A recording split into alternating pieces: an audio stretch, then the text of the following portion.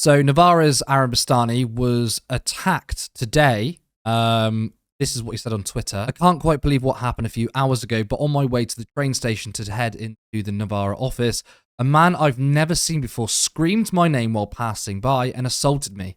I was punched multiple times. Fortunately, I was able to pacify him with subsequent assistance from a passerby until the police arrived. This is someone who knew my name. Fortunately, there were multiple independent witnesses, and the man is now being questioned by the police. This was a completely unprovoked attack near my home in broad daylight. My suspicion is this was a politically motivated physical attack on a journalist. The background to this is that I've been targeted by the far right before. It is a very real risk I live with. So first of all, this is disgusting. Obviously, it goes without saying. Any attack on anyone is bad. Attack on a journalist is scary for democracy. Pretty much anyone from all political persuasions will get attacked. But if you're on the left, you are specifically targeted. Now think about this. We've got Aaron Bastani, who is openly a communist. And if you think about all the scares from the right wing, how much they hate communism and all of the, let's be honest, Jewish conspiracy theories, cultural Marxism, the idea that basically Jewish people and communists and socialists are pushing a pro-LGBTQ agenda, all that sort of messed up crap is in there.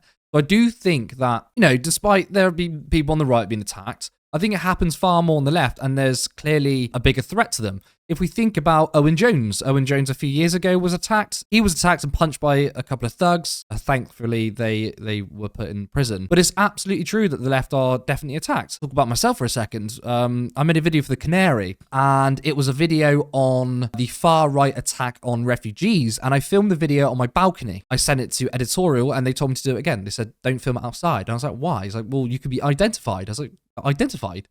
Like, yeah.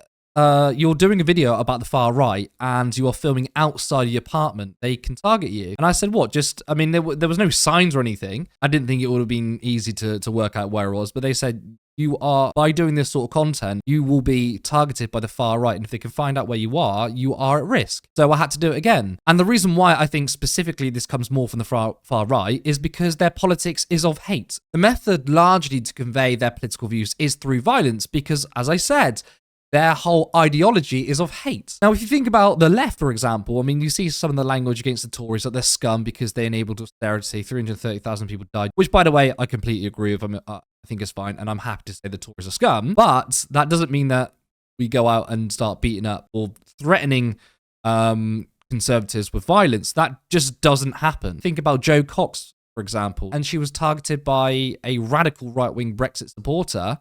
I'm not saying that all Brexit are violent, of course not, that's clear, but she was killed. And to say that violence doesn't happen to those on the right is obviously not true because David Amos was killed and I covered that. But if you look at the broad picture of it all, if you look at the language used, especially from the far right, it is violent. If you support trans issues, you are called a groomer, a misogynist, apparently you want to mutilate children, all that sort of stuff. We see it here and we see it in America. Where do you see that in left-wing politics? Not very often. So I think this is really dangerous. I hope Aaron Bastani is okay. He's still tweeting, so I guess he's all right, but we don't know the damage is done. We can't confirm who it was. It might not be a political attack, but let's be honest. It seems kind of obvious. This person knew him by his name.